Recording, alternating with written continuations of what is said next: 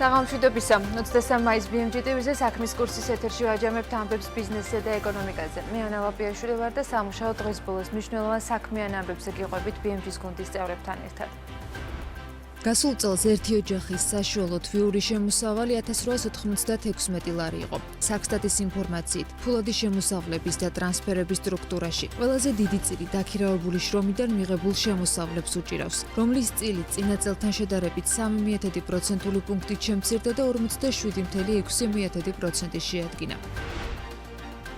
გასულ წელს როგორც ოჯახების შემოსავლები, ისე ხარჯები გაზრდილია. საქსტატის მონაცემებით, თვიური საშუალო შემოსავალი ერთ შინა მეურნეობაზე წინა წელთან შედარებით 10,1%-ით გაიზარდა და 1896 ლარი შეადგინა. საშუალო თვიური შემოსავალი ერთ სულზე 13,2%-ით არის გაზრდილი და 590 ლარს უტოლდება. თბილისის საკრებულოს თავმჯდომარედ 26 ხმით ზურაბ აბაშიძე დაინიშნა. დედაქალაქის საკრებულოს თავმჯდომარის თანამდებობა ვაკანტური მას შემდეგ გახდა, რაც გიორგი ტყემალაძემ თბილისის ვიცე-მერის პოსტი დაიკავა. შეერთებული შტატების საელჩოს სავიზო განყოფილება 30 მაისიდან ვიზიტების ჩანიშვნის და კომუნიკაციის ახალ სისტემაზე გადავა. როგორც საელჩო იტყობინება, შტატების საკონსულო მომსახურების ცვლილების გამო 26 მაისამდე იმ აპლიკანტებმა, რომლებსაც უკვე ჩანიშნული აქვთ სავიზო გასაუბრების თარიღი, შესაბამისი ინსტრუქციით უნდა იმოქმედონ. 2024 წელს ერთი ოჯახის საშუალო თვიურმა შემოსავალმა 1896 ლარი შეადგინა. საქსტატის გამოქვეყნებული ცხოვრების დონის მაჩვენებლით გასულ წელს საქართველოში საშუალო თვიური შემოსავლები ფულადი და არაფულადი სახსრები ერთ შინა მეურნეობაზე წლეურად 10,1%-ით გაიზარდა და 1896 ლარი დაფიქსირდა. საშუალო თვიური შემოსავლები ერთ სულზე 13,2%-ით არის გაზრდილი და 590 ლარს უდრის.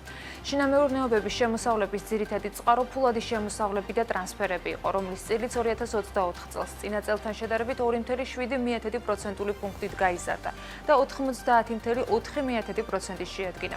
ფულადი შემოსავლების და ტრანსფერების სტრუქტურაში ყველაზე დიდი წილი 47,6%. დაქირავებული შრომიდან მიღებულ შემოსავლებს უჭირავს. თვით დასაქმებული ან მიღებული შემოსავლების წილი კი 12,7%-ია. პენსიებიდან, სტიპენდიებიდან და სოციალური დახმარებებიდან მიღებული შემოსავლების წილი 22,3%-ია. სოფლებში ქალაქებთან შედარებით განათლების ხარჯების წილი ნაკლებია, ტრანსპორტისა და ჯანმრთელობის უფრო მეტი. ამასთან დაკავშირებით საქსტატის განახლებულ ანგარიში წერია, რომელიც 2024 წლის შინა მეურნეობების ხარჯების მონაცემებს ასახავს. საქსტატის განახლებული ინფორმაციით გასულ წელს საქართველოში ერთი ოჯახის საშუალო თვიური ხარჯი 5,2%-ით გაიზარდა. შარშან ერთი ოჯახის საშუალო ხარჯი 1726 ლარი იყო. საშუალო თვიური ხარჯები ერთ სულზე კი 8,2%-ით არის გაზრდილი და 540 ლარს გაუტოლდა. სამომხმარებლო ფულადი ხარჯების სტრუქტურაში ყველაზე დიდი წილი სურსათზე, სასმელზე და თამბაქოზე გაწეულ ხარჯებს უჭირავს, რომლის წილიც წინა წელთან შედარებით 0,5% პუნქტით შემცირდა და 38,1% შეადგინა. საქსტატის მონაცემებითვე ხარჯების ნაწილი სურსათზე, სასმელზე და თამბაქოზე სოფლებში 40%-ზე მეტია, ვიდრე ქალაქში, აქ 27,4%-ია. ასევე ჯანმრთელობის დაცვის ხარჯებსაც უფრო მეტი წილი უკავია სოფლებში, აქ 13,8%-ია მისი წილობრივი მიმართება და ქალაქში 9,8%. ტრანსპორტის ხარჯებს სოფლებში 12,2% უკავია და ქალაქში 10,3%. ტრანსპორტში ქალაქებში 101 ლარს ხარჯავენ, სოფელში 50 ლარს და 30 თეთრს, ხოლო ჯანდაცვაზე ქალაქში 96 ლარი და 70 თეთრი ხარჯება საშუალოდ, სოფელში 57 ლარი. სამაგიეროდ განათლებაზე ხარჯების უფრო მცირე წილია სოფელში 9%, ქალაქებში 3,6%, რაც ბუნებრივია, ვინაიდან სოფლებში განათლების ნაკლების შესაძლებლობაა ხელმისაწვდომი. 2024 წელს ქალაქში განათლებაზე საშუალოდ თვეში 35 ლარი და 50 თეთრი იხარჯებოდა, სოფელში 3 ლარი და 90 თეთრი. TBC კაპიტალის ჯანდაცვის სექტორის განახლებული მიმოხილვით საქართველოში ჯანდაცვის მთლიან დანახარჯებში ჯიბიდან გადახდების წილი სხვა ქვეყნებთან შედარებით მაღალია. 2023 წლის მონაცემებით ჯიბიდან გადახდების წილი საქართველოში 40% იყო, რითაც მე-10 ადგილს იკავებდა ქვეყანა ევროპის და ცენტრალური აზიის 59 ქვეყანას შორის. ჯანდაცვის მთლიან ხარჯებში ჯიბიდან გაწეული ხარჯების წილი საქართველოს მაჩვენებელში მნიშვნელოვნად აღემატება ევროკავშირის საშუალოს, რომელიც დაახლოებით 21% და მაღალი შემოსავლის ქვეყნების საშუალოს 14%. ამ მიმოხილვის მიხედვით ეს აჩვენებს შედარებით დიდი ფინანსური ტვირთის წილს, რომელიც მოსახლეობას ეკისრება საქართველოში.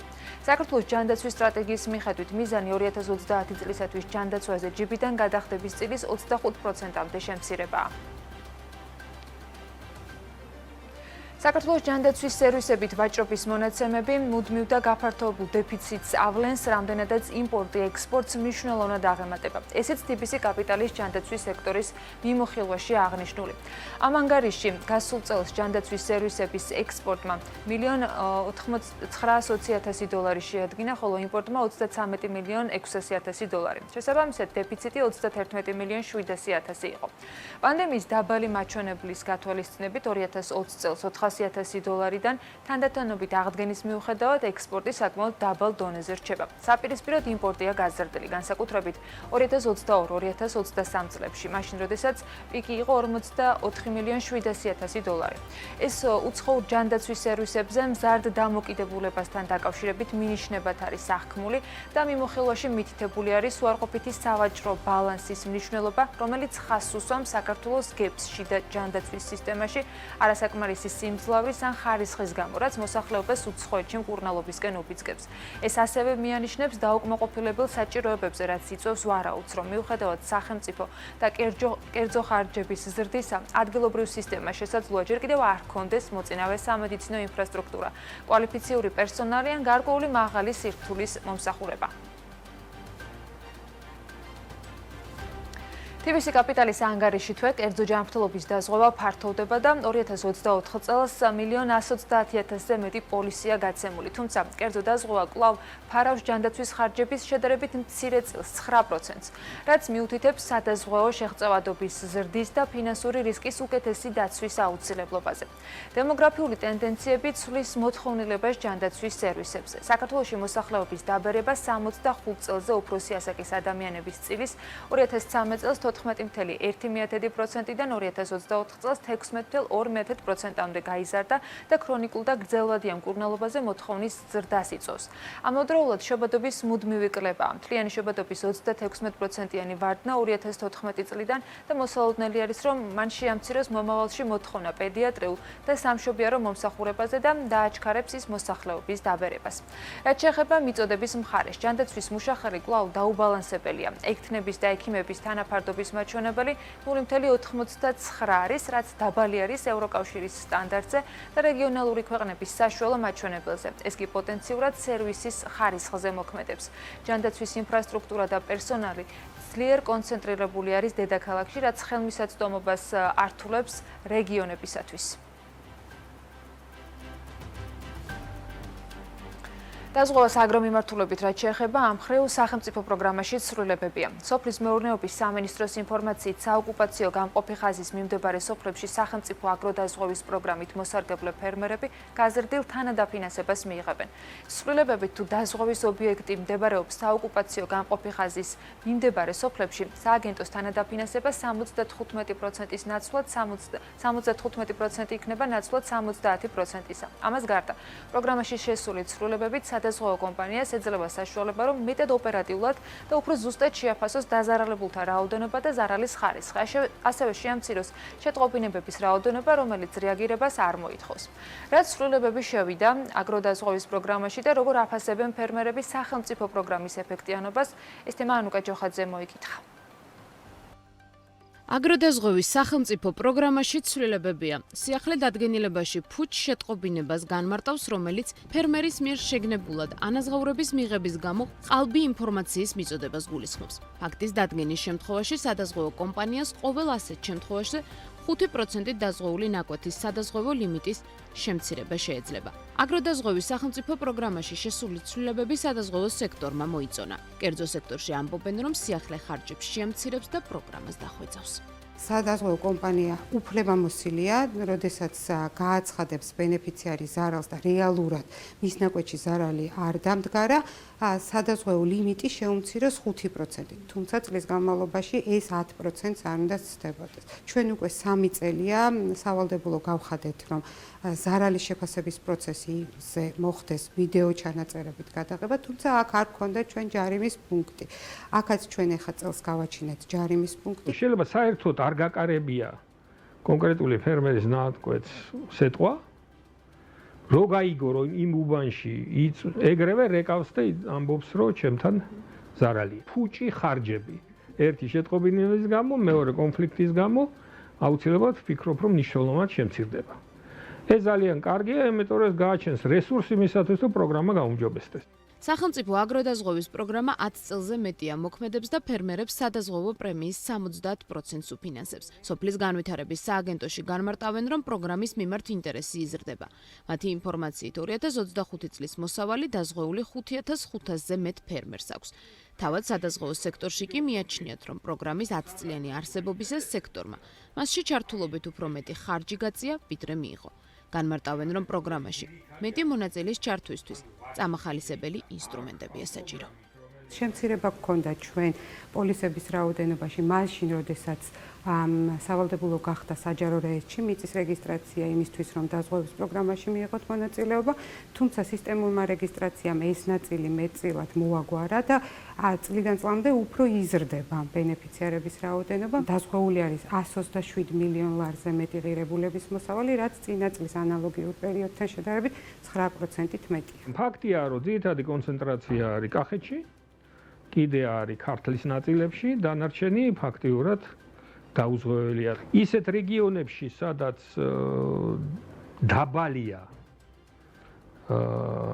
რისკის დადგომის ალბათობა, უნდა მიცე შეღავათიანად.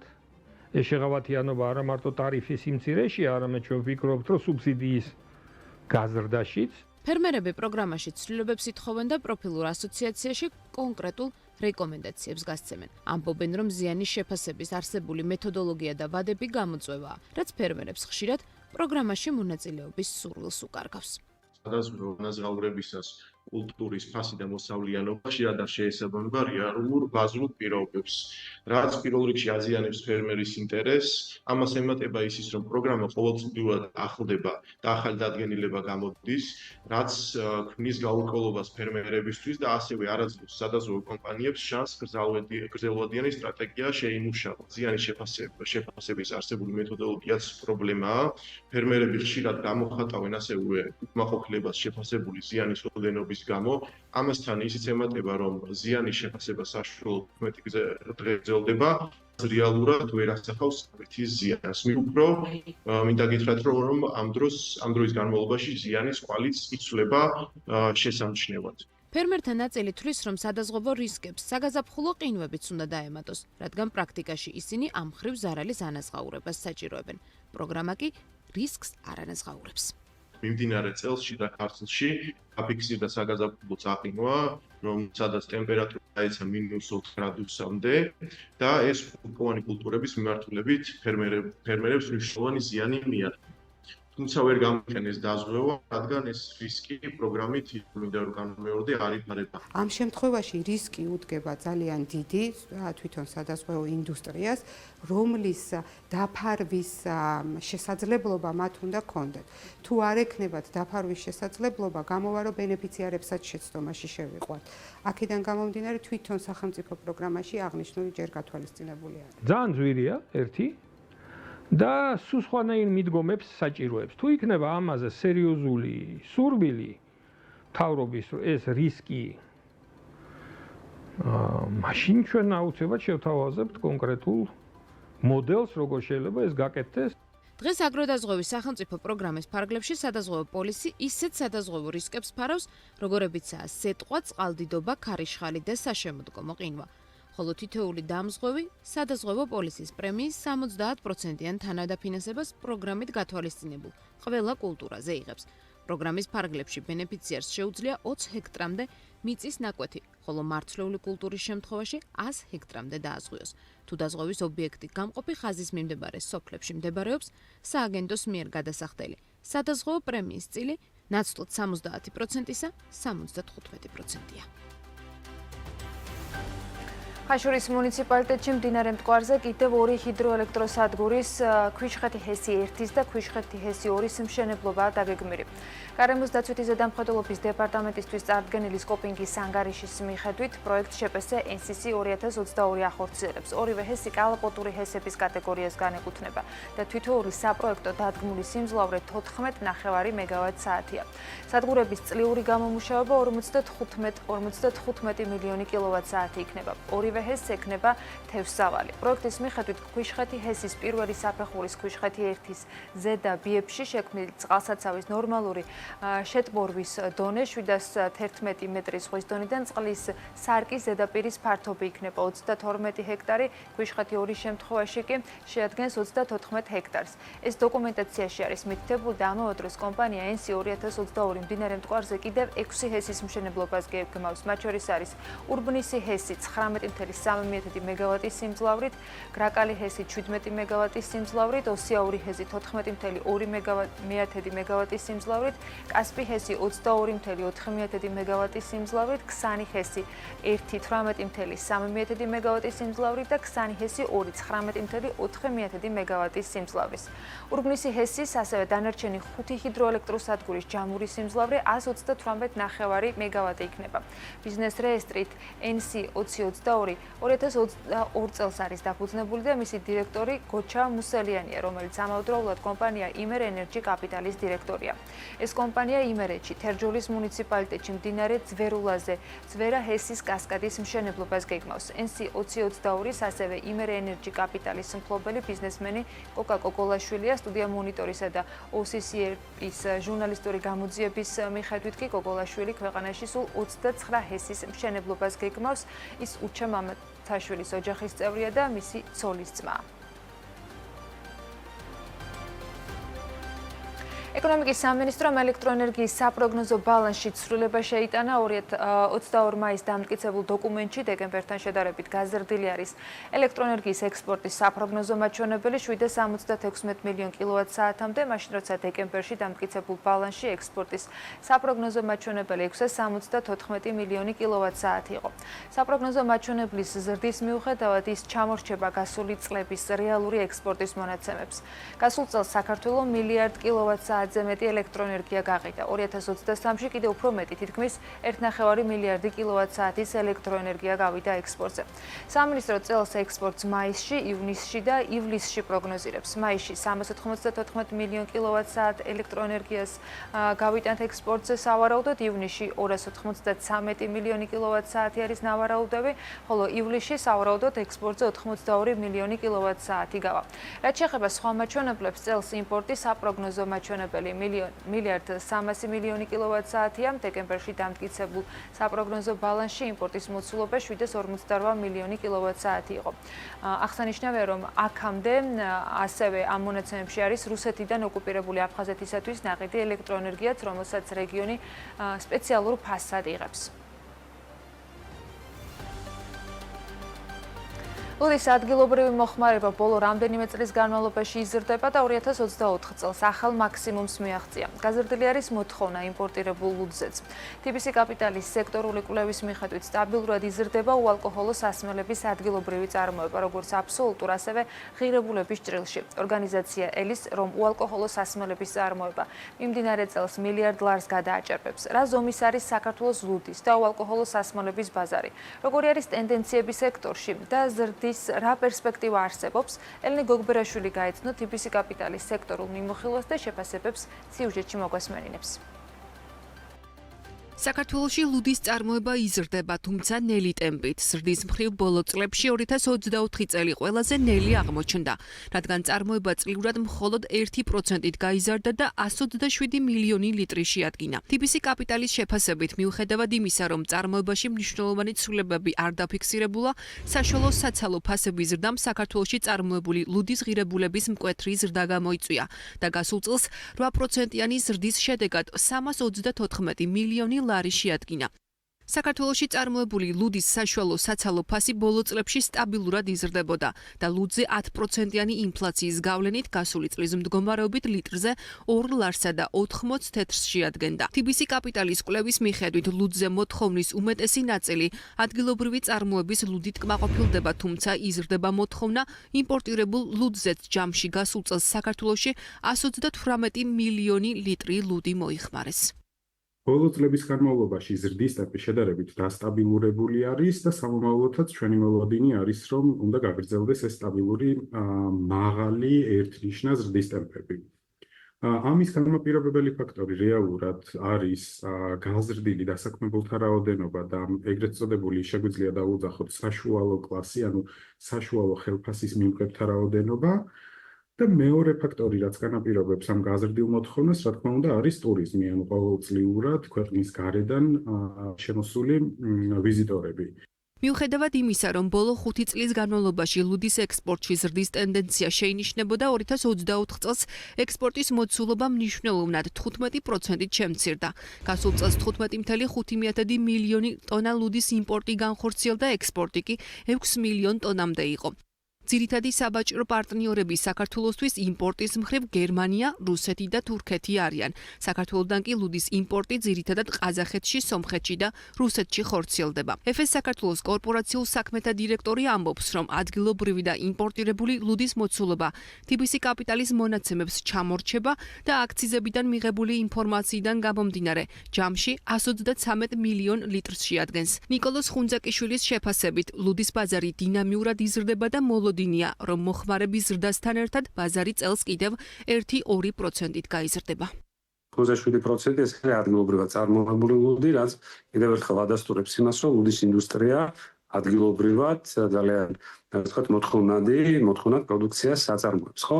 თუმცა ეს ციფრები, რომელსაც ახლა კონკრეტულ შემთხვევაში ვკითხულობთ, არის ოდნავ უფრო იმაზე მაღალი, ვიდრე შემოსავლების სამსახურიდან აქციზური ინფორმაციის საფუძველზე გვაქვს მიღებული. ანუ ჩვენი შეფასებით ეს არის დაახლოებით 133 მილიონი ლიტრი ჯამში, როგორც ადგილობრივი წარმოება, ასევე იმპორტირებული და ეს არის აქციზებიდან მიღებული ინფორმაცია. ჩვენი მოლოდინია, რომ დაახლოებით 135 მილიონი litrამდე ჩვენი შეფასებით უნდა ავიდეს ბაზარი.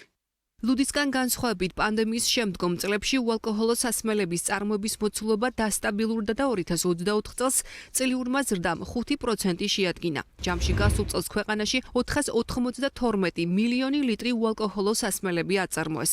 წარმოების ღირებულება კი 2024 წელს 1 მილიარდ ლარამდე გაიზარდა. ბოლო 5 წლის განმავლობაში უალკოჰოლო სასმელების იმპორტი მეტნაკლებად უცვლელი დარჩა, მაშინ როცა ექსპორტმა მყარი ზრდა აჩვენა და გასულ წელს 150 მილიონ ტონას მიაღწია. მთავარი საექსპორტო ბაზრები საქართველოში წარმოებული სასმელისთვის რუსეთი, აზერბაიჯანი, ყაზახეთი, სომხეთი და უზბეკეთი არიან. ლუდისა და უალკოჰოლო სასმელების მწარმოებლებიდან ბაზრის ყველაზე მსხვილი მოთამაშე ლომისია, რომლის შემოსავალი საქართველოს 4 უმსხვილესი მწარმოებლის ჯამური შემოსავლის 47% შეადგენს. კომპანიამ პროდუქციის რეალიზაციიდან 2023 წელს 216 მილიონი ლარის შემოსავალი დააგენერირა. ლუდისგან განსხვავებით, ბევრად უფრო მაღალი რიცხვები არის ექსპორტის კუთხით, ანუ საგარეო მოთხოვნა ქართულ არაალკოჰოლურ სასმელებზე ბევრად უფრო მაღალია. ბოლო ხელმისაწვდომი მონაცემები არის 2023 წლის მდგომარეობით და ჩანს, რომ ლომისი არის ამ 4 კომპანიას შორის ბაზრის ლიდერი. შემოსავლების კუთხით დაახლოებით მათი წილი არის 47%. ბაზრის მსხვილი მოთამაშე აცხადებს, რომ გასულ წელს 60 მილიონი ლიტრი ლიმონათის ექსპორტი განახორციელეს, რითაც ნატახტარმა მთლიან ექსპორტში 40%-იანი წილი დაიკავა. ნიკოლოზ ხუნძაკიშვილის თქმით, საექსპორტო ბაზრებზე მოთხოვნა იზრდება და ახალი ბაზრების მხრივ ქართული კომპანიებისთვის აზიის და სპარსეთის ყურის ქვეყნები ასევე პერსპექტიულად გამოიყურება. 150 მილიონი ლიტრი საქართველოდან განხორციელებული ექსპორტი არის მნიშვნელოვანი ციფრი. ეს არის ზრდაზე, ასე ვთქვათ, ორიენტირებული, მომავალ წლებში ზრდა იქნება შენარჩუნებული. ჩვენ დაახლოებით 60 მილიონი ლიტრის ექსპორტი გამახორციელებთ 2024 წელს, რაც დაახლოებით 40%-ს ნიშნავს მთლიანი საქართველოდან ექსპორტის წილი არის დაახლოებით 40%. რაც არის ძალიან კარგი მაჩვენებელი. პოტენციალი დიდია. შესაბამისად, ჩვენ ვფიქრობთ, რომ ეს წლების განმავლობაში კიდევ გაიზრდება. TBC კაპიტალის შეფასებით უალკოჰოლო სასმელების ადგილობრივი წარმოება სტაბილურად იზრდება როგორც აბსოლუტურ, ასევე ღირებულების ჭრილში და მოსალოდნელია, რომ მიმდინარე წელს ის მილიარდ ლარს გადააჭარბებს. ბიძინა ივანიშვილის და Credit Suisse Life შორის დავა ლონდონში გაგრძელდება. ლონდონის სასამართლო 9.7 მილიონი დოლარის ანაზღაურების საქმეზე დავას 16-19 ივნისს განიხილავს. ოკუპირებულ სოხუმში კიდევ ერთი სანქცირებული ავიაკომპანია იფრენს. როსავიაციამ ავიაკომპანია Nordwind Airlines ყაზანიდან და უფანიდან სოხუმში რეისების შესრულების ნებართვა მისცა. პროკურატურის 2024 წლის საქმიანობის ანგარიშით გასულ წელს გამოძიება კერძო სექტორში ჩადენილ კორუფციულ დანაშაულთან დაკავშირებულ 66 სისხლის სამართლის საქმეზე დაიწყო. 2013 წელს ანალოგიური კატეგორიის დანაშაულებზე გამოძიება 74 სისხლის სამართლის საქმეზე მიმდინარეობდა. ამ წელს ბათუმის აეროპორტის ინფრასტრუქტურის განვითარებისათვის ტავ-ჯორჯია 12.5 მილიონი ლარის ინვესტიციას განახორციელებს. თბილისის მერიის ინფორმაციით, თბილისი Open Air 2025-ის პარკებში 24-25 მაისს დაგეგმილი ღონისძიებების გამო ლისის ტბის მიმდებარედ ავტომობილების მოძრაობა ნაწილობრივ შეიზღუდება. 10 საათიდან მომდევნო დღის ღამის პირველ საათამდე იმოქმედებს შეზღუდვა და დანარჩენ პერიოდში ტრანსპორტი დადგენილი სქემის მიხედვით გადაადგილდება. დამოუკიდებლობის დღისადმი მიწყვნილი ღონისძიებების მოსამზადებელი სამუშაოების გამო ბოლო დღეების განმავლობაში თბილისის ცენტრალურ ქუჩებზე მოძრაობა ეტაპობრივად იზღუდება. დედაქალაქის მერიის ინფორმაციით, გადაადგილების შეზღუდვა ეხება როგორც პირად ავტომობილებს, ისე საზოგადოებრივ ტრანსპორტს. ფერხდება გადაადგილება გმირთა მოედანზე, რუსთაველის გამზირზე, თაბუკაშვილის ქუჩაზე, თავისუფლების მოედანზე, ლეონიძის შესახვევში, კოტი აფხაზის და პუშკინის ქუჩებზე. ასევე დატვირთულია მტკვრის მარჯვენა და მარცხენა სანაპიროები. დროდღეში საქართველოში ამერიკული და ნათარგმნის სახელით დამტკიცებული FARA უნდა ამოქმედეს. შტატების უცხოეთის აგენტების რეგისტრაციის აქტის FARA სიტყვით თარგმანის ძალაში შესვლის ეფექტი შტატებთან შედარებით საქართველოში მაინც განსხვავებულია. იმის მიუხედავად, რომ შეერთებულ შტატებში მოქმედი FARA დამოუკიდებელი არასამთავრობო ორგანიზაციების და თავისუფალი მედიის საქმიანობას აუპირისპირდება, საქართველოში ამ მხრივ მოლოდინიც და ანონსიც მისი მომავალი აღსრულებისგან განსხვავებულია. როგორ გადმოითარგმნა ამერიკული FARA ქართულად რეალობაში თუდაც სიტყვით ნათარგმნი, ამაზე ელენე კვანჭილაშვილი შეგვიჯამებს მოკლედ საქმიანდილას ანალიტიკას ეთერში მოსული სტუმრების პოზიციებს და მომავალი აღმასრულებლისგან მიღებულ ინფორმაციას. აღამშვიდობის ელენე, რაჟდენ კუპრაშვილთან ოდესმე მოგვეცემა ალბათ კითხვების დასმის საშუალება, მაგრამ იქამდე ვისაც ჰქონდა ამის შესაძლებლობა, რა პასუხები მიიღეს და რა შეგვიძლია ამ მიღებული ინფორმაციიდან ჩვენ გაუზიაროთ საქმიან მაყურებელს. მადლობა ანა, მოგესალმებით და მივესალმებით ჩვენს მაყურებელს. და მოდი ასე ვთქვათ, FARA-ს თარგმნის პერიოდშივე გვქონდა იმის მოლოდინი, რომ ქართული ოცნება მედიის და არასამთავრობო სექტორის წინააღმდეგ რეპრესიის ახალ ინსტრუმენტს ამზადებდა, თუმცა მაინც ბუნდოვანი იყო თუ რას შეიძლება ჩაჭიდებოდა კანონის აღსრულებაზე პასუხისმგებელი უწყება ანტიკორუფციული ბიურო. ნინო ზურიაშვილმა, რომელიც რაჟდენ კუპრაშვილთან შეხვედრას დაესწრო, დღის შუქზე გამოიტანა ეს ყველაფერი. დღეს ნინო ჩემი სტუმარი იყო საქმიან დილაში. პირველი კითხვა ბუნებრივია სულიად ღიად და მარტივად დავსვი, რა უთხრა მას რაჟდენ კუპრაშვილმა და მოდი გაფუჭებული ტელეფონი რომ არ ვითამაშოთ, თავად ნინოს მოусმინოთ. დავიწყებ ყველაზე იმ თვალშისაცემ მკაფიო სიახლით, რომელიც საერთოდ გაგვაოცა, იმიტომ რომ მანამდე წარმოიდგინეთ, რაც კანონ პროექტი იხილებოდა და შემდეგაც როცა კანონადაც იქცა, მაგრამ აქამდე ეს საკითხი არგუმენტად არასდროს მოგისმენია. არასოდეს ესეთი მკაფიოდ არ დასმულა, იმიტომ რომ კანონიც რაღაცნაირად ბუნდოვანად ტოვებდა. კანონში წერია შემდეგნაირად, რომ თუ აფინანსებს დაკავშირი ხო ნიშნავს, რომ ერთად უნდა მოქმედებდეს და თუ ეს ერთია, რატომ არ აკმარეს ერთი კრიტერიუმი, რატომ არის მეორე კრიტერიუმად გაშლილი ეს კრიტერიუმი, რომელზეც ჩვენ ძალიან ბევრს ვლაპარაკობთ და ვფიქრობთ.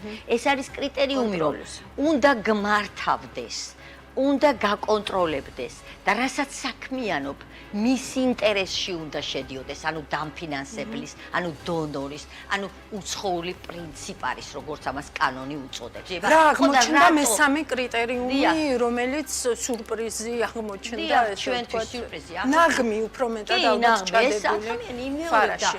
მე ბოლოს თქვა, სამი პირობა უნდა იყოს კუმულაციური, თქვენ რომ ექვემდებარებოდეთ ფარას. თუ ადამიანის უფლებას იცავ, ცალსიკე აღებული არ აუშავს. თუ ფინანსდები, ეგეც შეიძლება არ იყო ფარას ქვემდებარე, მაგრამ თუ პოლიტიკურად აქტიური ხარ, უკვე ფარას ქვემდებარე ხარ. როგორ განგიმარტათ, ხო, რას ნიშნავს ძალიან საინტერესოდ განმარტა. მაშინ როცა არ ახარ პოლიტიკოსი, რასაც ჩვენი გაგებით პოლიტიკოსი, ხო იცით რა არის? და ანუ მაინც გერქმევა პოლიტიკური აქტი, ისა, პოლიტიკურად აქტიური ნიშნავს, რომ თუ წახვედი და საღამოს დაწერებ. საღამოს რატო ავიჩემე ხა, იმიტომ რომ ძირითადად მე საღამოს წახვედი. თუ წახვედი და პოსტი დაწერე. თუ წახვედი და როგორც ახლა მე მოვედი აქ და საჯაროდ გამოვხატავ ჩემს პროტესტს და ჩემს შეხედულებებს თქვენს ტელევიზიაში. აი ეს თუ გააკეთე, ეს ნიშნავს, რომ პოლიტიკურად აქტიური ხარ, ეს ჩამეთვლება და ანუ მარტო ამის გულისთვის რომ თქვენთან მოვედი და ჩემი აზრი დავაფიქსირე. მე უკვე პოლიტიკურად აქტიური ვარ და ფარას ქვემდებარე ვიქნებოდი ახლა რომ ფარა მოქმედებდეს. მედრე რეალურად ფარა ძალაში შევა, არ არის ბევრი დრო დარჩენ და 31 მაისია საბოლოო ვადად განსაზღვრული მისი ამოქმედებისა. მაგრამ ძალიან რთულია განსაზღვრო, რა ითვლება პოლიტიკური აქტივობა და ძალიან ბევრი რამე არის ჯერ კიდევ იურიდიულად აუხსნელი და არაიურისტებისთვის კიდევ მით უმეტეს გაუგებარი. კი, გეთანხმები, ამიტომაც საიამ, ასე ვთქვათ, თავი გადაიზღვია ამ გაუგებრობებიდან და საკონსტიტუციო სასამართლოში შეიტანა სარჩელი, რომლის მიხედვითაც ნაწილი მუხლების არაკონსტიტუციურად ცნობას მოითხოვს და რაც მთავარია კანონის მოქმედების შეჩერებას. რა მოხდება წინააღმდეგ შემთხვევაში? გიორგი გოცირიძეც ძალიან გასაგებად განმარტავს, როგორ შეიძლება შეგვეხოს ჩვენ მედიას ეს კანონი. თქვენი მედია საშუალება ხშირად დაშუქებს სხვა ქვეყანაში მიმდინარე ეკონომიკურ მოვლენებს, რაღაც შრომით ურთიერთობებს და ასე შემდეგ. ეს კანონი თქვენს გეხებათ, იცით რა თვალსაზრისით, აქ არის საინფორმაციო სამსახურის თანამშრომლის ცნება და აქ წერია, რომ როდესაც კონკრეტული საინფორმაციო სამსახურის თანამშრომელი აშუქებს უცხო ქვეყნის მოვლენებს, ან უცხოური კორპორაციის შესახებ აშუქებს ინფორმაციას, ან რაღაც შრომით დავებთან დაკავშირებით და რომელიმე ამ დავის მონაწილე მხარის ინტერესებს იჭერს, ისიც აგენტად უნდა დარეგისტრირდეს. მაგალითად, როდესაც აშუქებთ პრეზიდენტ ტრამპის პოლიტიკას ჩინეთის მიმართ და პოზიტიურად წარმოაჩენთ ტრამპის პოლიტიკას ჩინეთის მიმართ, ხართ ამერიკის აგენტ, ანუ აგენტად რეგისტრაცია გეკისრებათ. ესეთი ჩანაწერიც კი, ესეთი აბსურდული ჩანაწერიც კი არსებობს სული კანონის გაგრძელება. რუსულ კანონზე მეტი ზიანის მოტანის პერსპექტივა აქვს ახლა ფარას, არა? რა თქმა უნდა, თუ იქ იყო ადმინისტრაციული პასუხისგებლობა, აქ რა ხდება, იცით? თუ კი კანონი შედის ძალაში 31 მაისს და 10 დღე არსებობს იმისთვის, რომ მიმართონ არასამთავრობო და მედია ორგანიზაციებმა ან ფიზიკურმა პირებმა ანტიკორუფციულ ბიუროს რეგისტრაციისთვის. თუ ეს 10 დღე უშედეგოდ გავიდა და არ მიმართეთ ანტიკორუფციულ ბიუროს, რა ხდება? კანონი ითვალისწინებს სისხლის სამართლებრივ პასუხისგებლობას, ეს არის 5 წლამდე თავისუფლების აღკვეთა. ანუ შესაძლოა დაიწყოს გამოძიება მხოლოდ და მხოლოდ იმის გამო, არა მარტო იმის გამო, რომ საერთოდ არ დარეგისტრირდი, არამედ იმის გამოც, რომ ეს 10 დღიანი ვადა დაარღვია და ამ 10 დღეში არ მიმართე რაჟდენის უწყებას. და კიდევ ერთი, იმ შემთხვევაში თუ 10 დღიანი ვადა დაიცავი და რაღაც ხარვეზი აღმოგაჩნდა, რაღაც ფინანსური დოკუმენტაცია არ გქონდა იმ მომენტში, ასეთ შემთხვევაში კიდევ 10 დღე გეძლევა, 9 დღე გეძლევა ხარვეზის აღმოსაფრთხილებლად და მაგალითად თუ ეს დოკუმენტი ინახება რომელიმე სახელმწიფო დაწესებულებაში და იმ სახელმწიფო დაწესებულება დროულად არ მოგაწოდა ეს დოკუმენტი და 10 დღე გავიდა და ეს ხარვეზი ვერ შეავსე, ანუ ეს დოკუმენტი ვერ წარუდგინე ბატონ რაჟდენს, ასევე სისხლის სამართლებრივი პასუხისმგებლობა, ანუ ხარვეზის დროულად შეუსაბლობისათვის 6 თვემდე თავისუფლების აკოთა. კიდევ უფრო უარესია მედიის შემთხვევაში გავრცელებულ ჟურნალისტურ პროდუქტს, რომელიც უცხოელი დონორების მხრიდან ფინანსდება, როგორც ბატონი რაჟდენი ამტკიცებს, უნდა კონდეს თვალსაჩინო ადგილას გაკეთებული წარწერა. ეს ინფორმაცია ვრცელდება აგენტის მიერ უცხოელი პრინციპალის სასარგებლოდ. და კიდევ, როდესაც ჟურნალისტი მიდის საჯარო დაწესებულებაში ინფორმაციის მისაღებად ან ინტერვიუს ჩასაწერად, საჯარო მოხელეს თავისთავი უნდა წარმოუდგინოს როგორც უცხოელი პრინციპალის აგენტი. ხო, ასეთ ვითარებაში ვართ. სულ ბოლოს ანა ძალიან მოკლედ მინდა შევახსენო მაყურებელს ის, რაც ჯერ კიდევ პირველი თარგმანის დროს გითხრა ამერიკელმა იურისტმა თედ ჯონასმა. შეიძლება სიტყვით თარგმნო ამერიკული კანონი, მაგრამ ის სულაც არ იყოს ამერიკული, რადგან არ გაითვალისწინო პრეცედენტულ სამართალზე დაფუძნებული წყლობით ნაგროვები, პრაქტიკით დაზუსტებული აგენტის ცნება და ახლა მაყურებელი და თქვენ ხედავთ უკვე თქვენს ეკრანებზე წიგნს, რომელსაც მაჩვენებს თედ ჯონასი, რაც მოკლე შინაარსია იმისა, თუ როგორ განმარტავს ამერიკული სამართალი ერთადერთ სიტყვას, ეს არის აგენტი. მე მაინც დაველოდებოდი დიდი სიამოვნებით ამ სტუდიაში ან თუნდაც მასთან კაბინეტში განმარტებას ფარას მოქმედებისა, რომელიც აღმოჩნდა, რომ იმ პოლიტიკურ რეალობაში, რომელშიც ბოლო თვეების განმავლობაში აღმოჩნდით, მიღებულია, დამტკიცებულია, რამდენიმე დღეში ძალაში რჩება, მაგრამ ძალიან ბევრ კითხვის ნიშანს ტოვებს მისი მოქმედების ნაწილში და მისი ჩანაწერის განმარტებების ნაწილში. მადლობა ერენე, დაველოდებით მეტ განმარტებას უშუალოდ ამ კანონის ავტორებისგანაც მათ შორის დიდი სიამოვნებით. სხვა დანარჩენ სიახლეებს რაც შეეხება, ამ რეალობაში ეკონომიკის და მდგრადი განვითარების მინისტრის განცხადებით საქართველოს ევროკავშირში გაწევრიანების გზასთან დაკავშირებით მრავალი სპეკულაცია არსებობს, თუმცა ქართული ოცნების მთავრობის პოლიტიკაში რეალური ცვლილებები არ მომხდარა.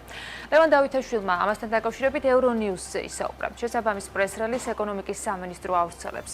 მოგეხსენებათ ჩვენი ევროკავშირში გაწევრიანების გზასთან დაკავშირებით მრავალი სპეკულაცია, თუმცა ჩვენს პოლიტიკაში რეალური ცვლილება არ მომხდარა. ჩვენ გვაქვს ერთადერთი პოლიტიკა, რომელიც მთავრობის მიერ ოფიციალურად დამტკიცებულ ინტეგრაციის დღის წესრიგს გულისხმობს. ამ დღის წესრიგის განხორციელებას ემსახურება ყველა ინსტიტუცია, ყველა სამთავრობო ინსტიტუცია, ყველა სამინისტრო და სააგენტო, ამბობს დავითაშვილი. ვიცე-პრემიერის განცხადებით, ეკონომიკის და მდგრადი განვითარების სამინისტრო კოორდინაციას უწევს ღრმა და ყოვლის მომცველი თავისუფალი სავაჭრო სივრცის შეთანხმების იმპლემენტაციის დღის წესრიგს, რომელიც საკმაოდ ფართოა. ჩვენ უკვე მოთხოვნების თითქმის 60% შევასრულეთ, აქტიურად ვახორციელებთ მნიშვნელოვან რეფორმებს ეკონომიკაში და ეკონომიკის სხვადასხვა სექტორებში, მათ შორის არის ტრანსპორტი, ენერგეტიკა, ვაჭრობა და სხვა. ეს არის პრიორიტეტული დღის წესრიგი, რომელიც კვლავ ჩვენს პრიორიტეტად რჩება. ჩვენ სრულად ვართ ორიენტირებული DCFTA-ის განხორციელებაზე და ინტეგრაციის პოლიტიკაზე. მკაფიოდ განვაცხადეთ, რომ ჩვენი მიზანია 2030 წლისათვის ევროკავშირის სრულფასოვანი წევრობა. გვესმის, რომ ეს ხანგრძლივი პროცესია, მაგრამ სრულად ვართ მიმართული ამ მნიშვნელოვანი რეფორმის განსახორციელებლად. ჩვენ კვლავ ერთგულები ვართ ამ რეფორმის და ეს პროცესი ძალიან აქტიურად მიმდინარეობს, ამბობს პირველი ვიცე-პრემიერი. ევროკავშირის მისიის დიპლომატი საქართველოში არ შემოუშვეს, რათა იუკნევიჩიანეს მიერ დადასტურებულ ამ ინფორმაციას საგარეო საქმეთა სამინისტრო გამოეხმაურა და განმარტეს, რომ ტექნიკური გაუგებრობა მოხდა, რასთან დაკავშირებითაც ევროკავშირის მხარესთან კომუნიკაცია შედგა და ამ ეტაპზე საკითხი ამოწურულია. ევროკავშირის წარმომადგენლების ინფორმაციით საქართველოს ხელისუფლებამ სიტყვიერი ბუდიში მოიხადა ამ ინციდენტის გამო და დაადასტურა, რომ თანამშრომელს შეუძლია დაბრუნდეს თავის სამუშაო ადგილზე. ამ საკითხზე კომენტარი შინაგან საქმეთა მინისტრის მოადგილემ ალექსანდრე დარახოლიძემაც გააკეთა და თქვა, რომ ევროკავშირის ოფისის თანამშრომლის საზღვარზე შემოშვებისას შეფერხება არ იყო მიზანმიმართული ქმედება და ეს იყო გარკვეული სახის შეცდომა. ნამდვილად ჰქონდა მსგავსად ადგილი, თუმცა ეს იყო გარკვეული ტიპის ტექნიკური ხარვეზი. ჰქონდათ შესაბამის უწყებებს საუბარი კონკრეტულ დიპლომატთან, ჩვენი მხრიდან დაფიქსირდა პოზიცია, რომ ეს არ იყო მიზანმიმართული ქმედება, იყო გარკვეული სახის შეცდომა. შესაბამისად განემარტა, რომ ამ ადამიანს აქვს ჩვეულებრივად საქართველოში შემოსვლის და იმ დიპლომატიური პრივილეგიებით სარგებლობის უფლება, რაც ვენის კონვენციით და შესაბამისი სამართლებრივი აქტებით არის განსაზღვრული. ხარვეზი რა იყო? აი რა იგულისხმებოდა? საფუძველი არ ქონდა ბრძოლაში? დეტალებზე არის საუბარი. საფუძველი არ ქონდა ბრძოლაში? დეტალებზე არის. გადაწყვეტილება მისასვლელი მიიღო ინდივიდუალურად. დეტალებზე არ ვსაუბრობ.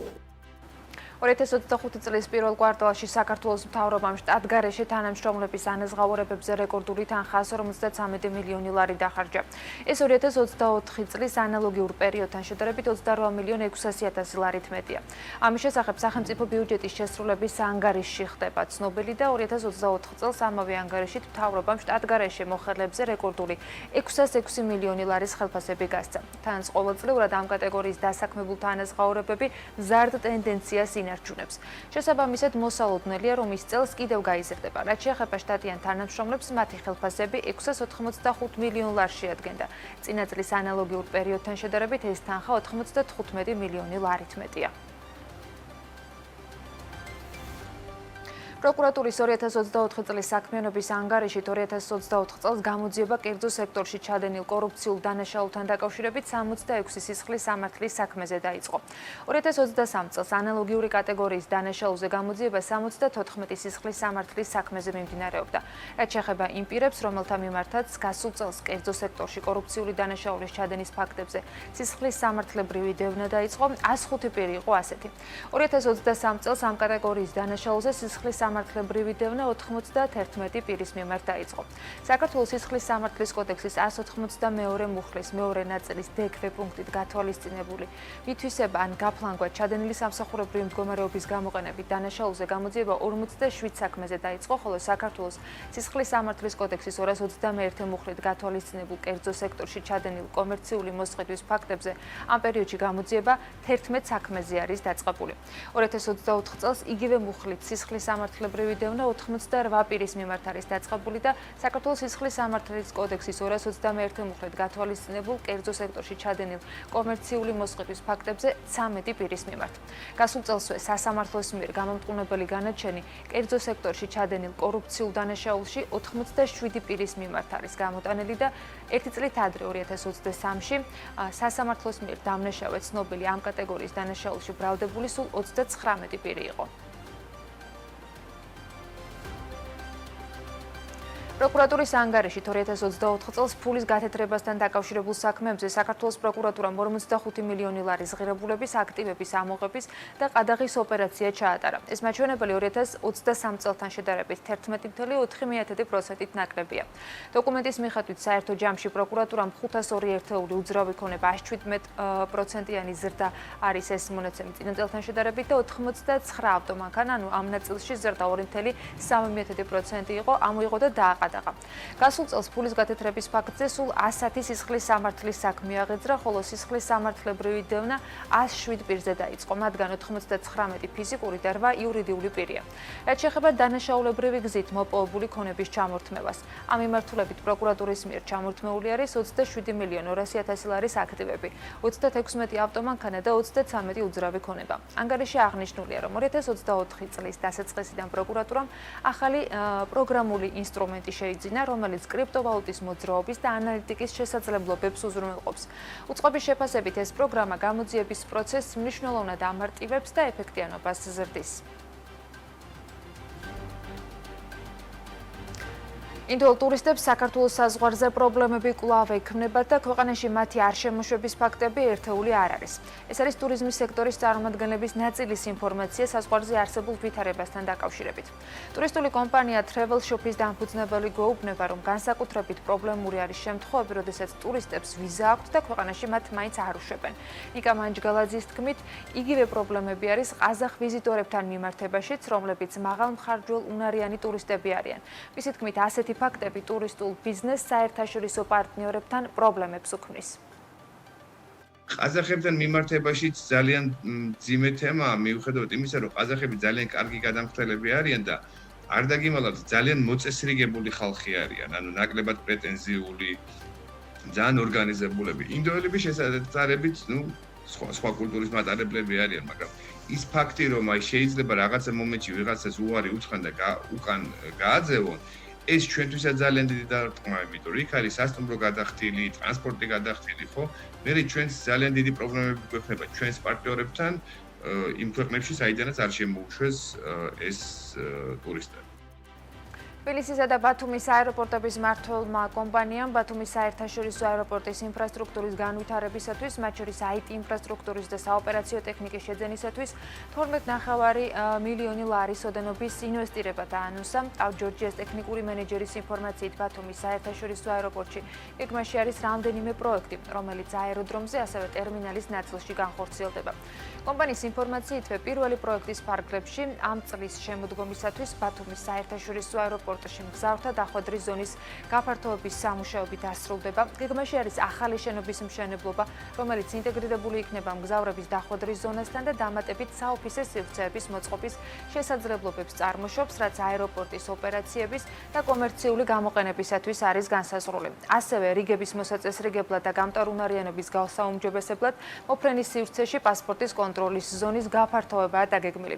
მთავარი შესასვლელის მხრიდან ტერმინალს დაემატება ახალი სივრცე იმ ტერიტორიის ხარჯზე, რომელიც მანამდე მსუბუქი გადახურვით იყო წარმოდგენილი. კომპანიის ინფორმაციით, დაწყებული არის 2025 წელს ბათუმის საერთაშორისო აეროპორტის ასაფრენ-დასაფრენი ბილიკის რეაბილიტაციაც, რომელიც მოიცავს ხელოვნური საფარის კაპიტალური შეკეთების სამუშაოებს კრიტიკულ ზონებში 45,000 მეტრ კვადრატის ფართობზე.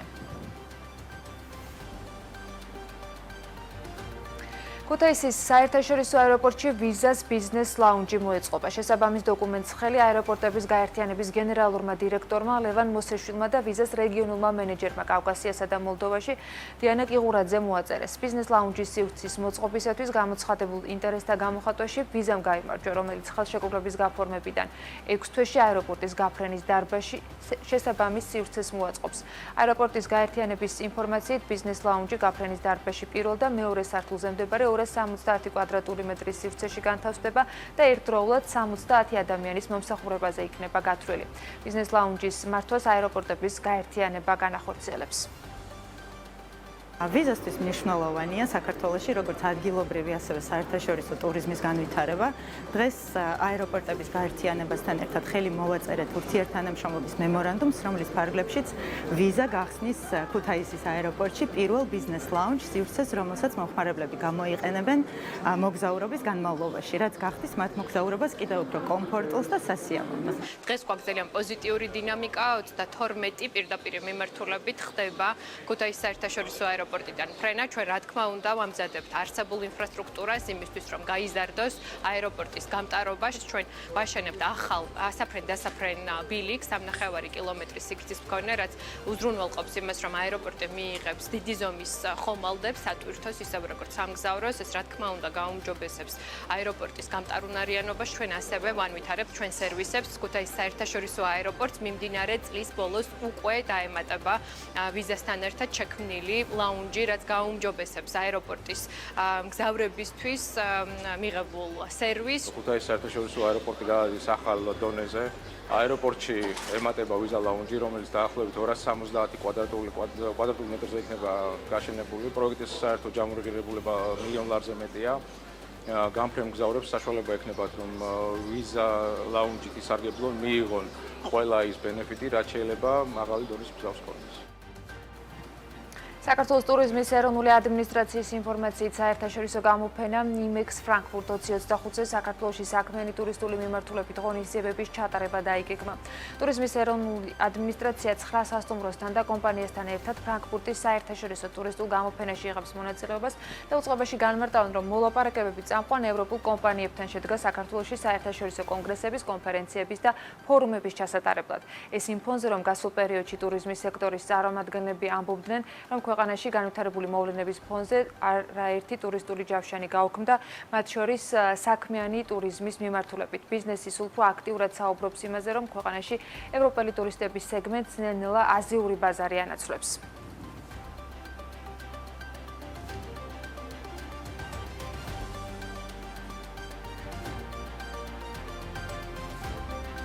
Asta იყო საქმის კურსის შემაჯამებელი გამოშვება ამ დროისათვის. წინ საქმიანი საღამო გეულდებათ, რომელსაც გიორგი არონია და გიორგი თოლურდავა გაუწყობიან.